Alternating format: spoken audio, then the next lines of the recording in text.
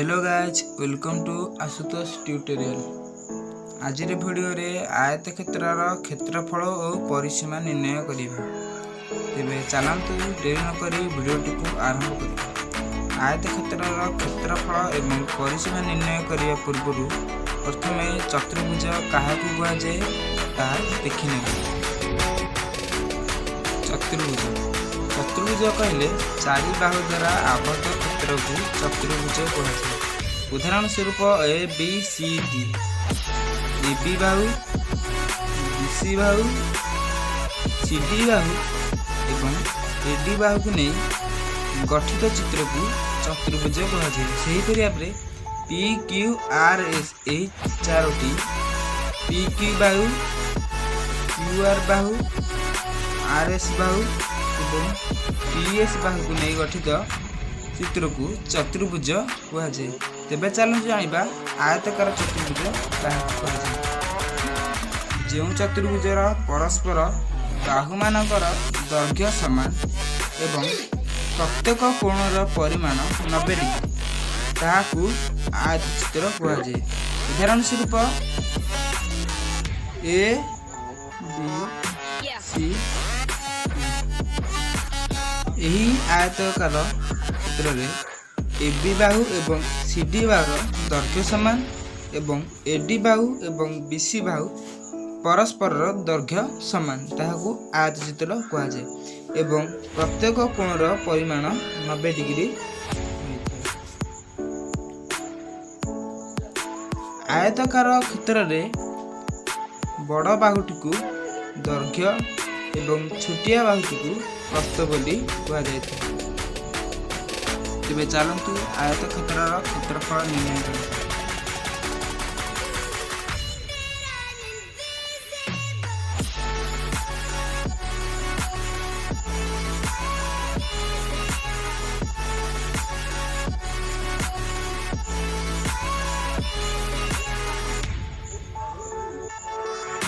आयत क्षेत्रर क्षेत्रफल निर्णय करने पूर्व आयत क्षेत्र क्षेत्रफल सूत्र टिके जानि नियंतु।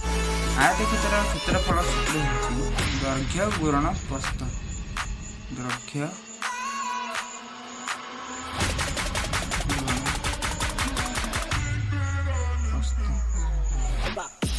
दैर्घ्य जगह 8 सेमी को पकाइबा एवं प्रस्थ जगह 2 सेमी पकाइबा। दैर्घ्य होछि आपनकर 8 एठारे सेमी को लिखिबा नाही एवं प्रस्थ होछि 2। 8 गुणन 2 समान 16। यदि क्षेत्रफल जे कौन चित्रर क्षेत्रफल थिले एठारे जदि सेमी अछि तेबे सेमीटी सेमी स्क्वायर होई जिवो।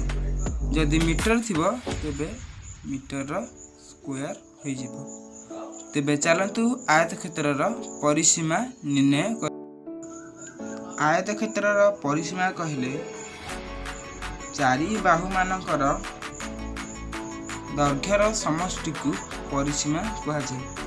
एही आयत क्षेत्रर परिसीमा हेउची 8 सेमी मिश्रण 2 सेमी मिश्रण 8 सेमी मिश्रण 2 सेमी।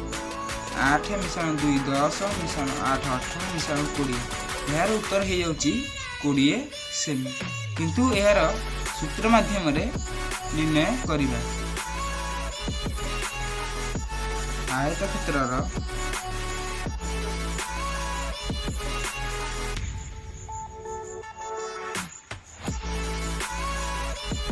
परिसीमा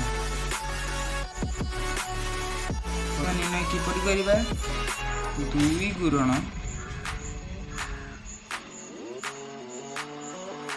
दैर्घ्य मिश्रण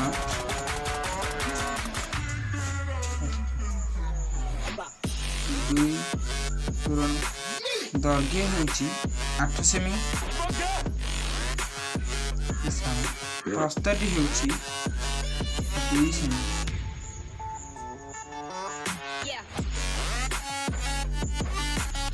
2 गुणन 8 मिश्रण 2 समान 10। तेबे 2 रे 10 को गुणन कले 20 सेमी।